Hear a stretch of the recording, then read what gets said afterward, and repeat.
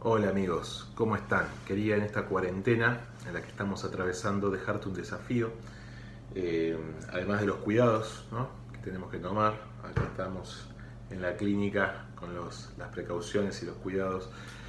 Quería dejarte un desafío bíblico, que es, ¿qué te parece? En esta cuarentena, que no pase la cuarentena sin que hayamos leído los 4 evangelios. Te invito a leerlos con una nueva perspectiva. Quería en este cortito video contarte de que existen maneras de mirar la Biblia desde otro lugar. A ver, ¿qué quiere decir esto? ¿La hemos mirado mal hasta ahora? No, sin duda no. Simplemente hay herramientas que nos ayudan a comprender mejor algunas partes de la Biblia. Y particularmente en las narraciones, como los evangelios, tenemos una enorme cantidad de herramientas que no conocemos a veces.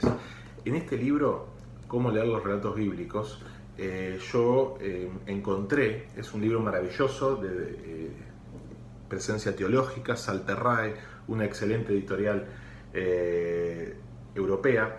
Encontré herramientas impresionantes para leer los relatos bíblicos, y yo te voy a dejar una que a mí me ha ayudado muchísimo. De hecho, en un segundo video que voy a subir inmediatamente también, voy a explicar cómo apliqué a un relato bíblico esta herramienta y cómo me ayudó a entenderlo mejor.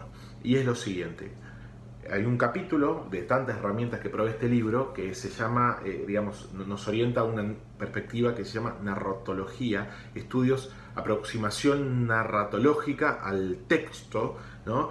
Tratar de entender cómo fue narrado, con qué propósito, cómo se desarrollan los personajes, etc. Es muy interesante, y la verdad que en mí ha revolucionado la manera de leer, sobre todo los evangelios y algunos otros relatos de la Biblia. Hay una parte que se llama, un capítulo, cómo dividir correctamente los relatos. De hecho, sabemos que los capítulos, los versículos, no son divisiones que hayan hecho los profetas o los apóstoles, sino que son posteriores. Entre el 1200 y el 1500 se hicieron esa división. Entre capítulos, alrededor de 1200, y los versículos se agregaron alrededor de 1500. Los subtítulos que aparecen en nuestras Biblias son agregados por los traductores para tratar de ayudarnos a leer mejor. Y está muy bueno porque ustedes vieron que hay relatos largos, pero hay muchas veces, y sobre todo los evangelios, sean relatos cortitos. Por ejemplo, el libro de Marcos nos da muchos relatos cortitos de 3-4 versículos, y entonces eso nos ayuda a subdividir. Pero eso tampoco está en el original. Entonces, ¿cómo se dividían los relatos originalmente en un texto que es texto? Comienza y termina sin divisiones. Hay señaladores en el texto. ¿Cuáles son esos señaladores? Y acá viene lo interesante que me gustaría que tú puedas aplicar en tu estudio bíblico, en tu estudio de la Biblia. Los estudiosos de la narratología bíblica, los autores, no importa ahora quiénes son, pues, excelente, este material es de lo mejor que he leído en mi vida, dicen que todo relato tiene cuatro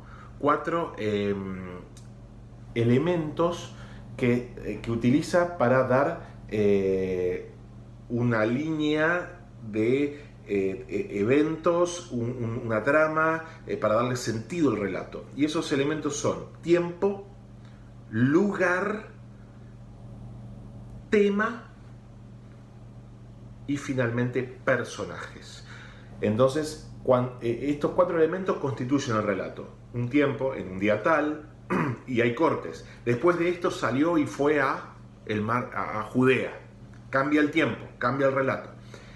Tema, viene hablando de lo que fuera y cambia la orientación de la temática.